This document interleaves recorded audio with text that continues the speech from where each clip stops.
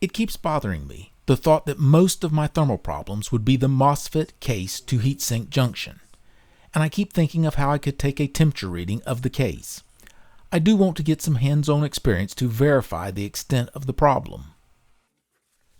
Well, I started looking for a heatsink that was cheap enough that I wouldn't feel too bad in destroying it. One that had enough clearance around the mounting surface to work on, and that I felt could handle 100 watts. I ended up getting this Deepcool GameMax 400 for about $25. Even though the base of the heatsink feels smooth, here you can see that a very thin layer of thermal compound would not fill a low spot between the heat pipes.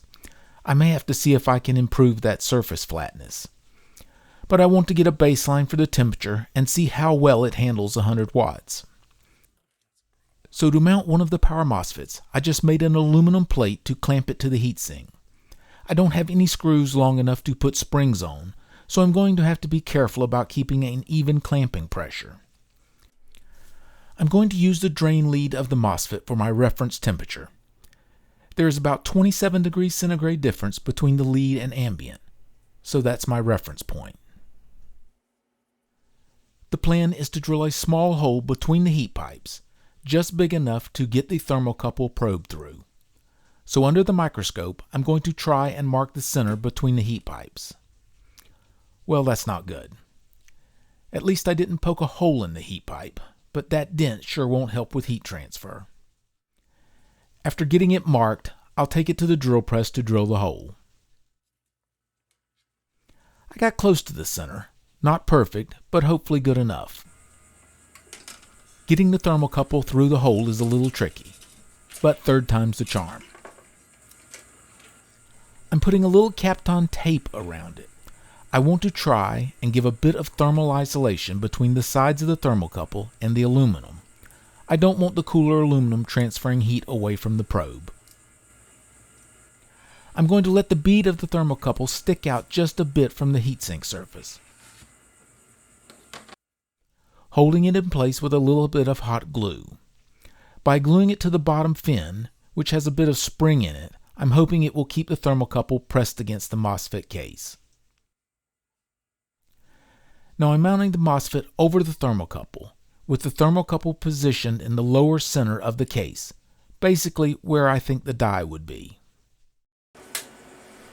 So I fire it up, get it to 100 watts, and the temperature difference between the case and ambient is about 46 degrees centigrade, a little more than I was expecting. That gives me 0.46 degrees centigrade a watt resistance from case to ambient. Now I'm going to check the difference in temperature between the case and the drain lead, and it's right at 12 degrees centigrade. So that would put drain lead to ambient at about 34 degrees, 7 degrees centigrade higher than the baseline. Is the 7 degree difference just measurement error, or did drilling the hole and the dent, can't forget about the dent, cause that much difference in the reading? I did put the hole where probably the hottest spot of the case would be, but at the same time it's in the aluminum, and the copper heat pipe should be the bulk of the heat transfer. The hole is 0.08 inches in diameter, so that's only about 3% of the case area. The dent is bigger, at least 3 times the area. Kinda hard to measure as it's odd shaped, but if I put them together, I guess I should expect about a 10% rise in thermal resistance. I guess I should try and move the MOSFET out of the dent area and see what I get.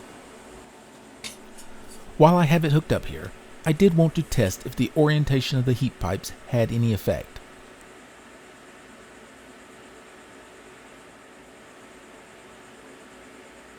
Sure looks like it does have some effect, just not very much.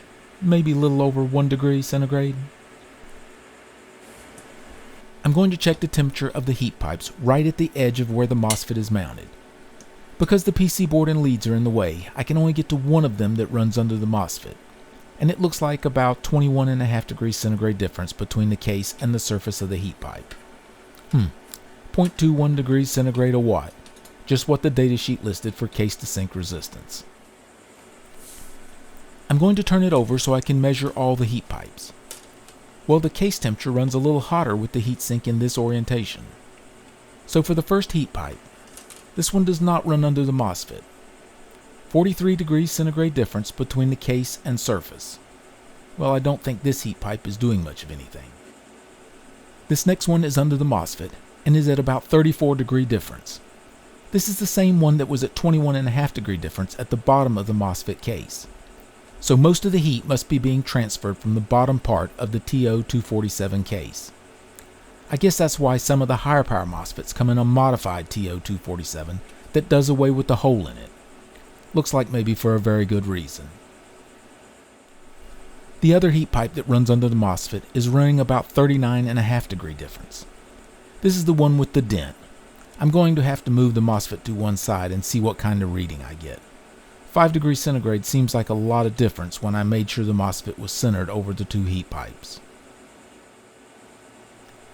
And the last heat pipe, which is not under the Mosfet, is about 41 degrees difference. Here, I tried to move the Mosfet to one side of the heatsink to get away from the dent, but I just couldn't get a good thermal mount. The drain lead would go over 80 degrees centigrade, so I would just shut it down. I don't think I was getting even clamping pressure on the Mosfet. Either that or the heatsink really doesn't like not having the heat in the center of the pipes.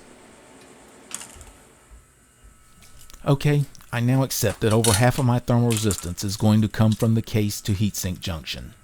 So I'm going to have to think about what I can do to improve that. The most practical thing would probably be to just live with it and throw more Mosfets and heatsinks at the problem. But what fun would there be in that? Gotta say, this deep cool heatsink surprised me. When I took it out of the box, it felt so light, I wondered if I could get anywhere near 100 watts out of it.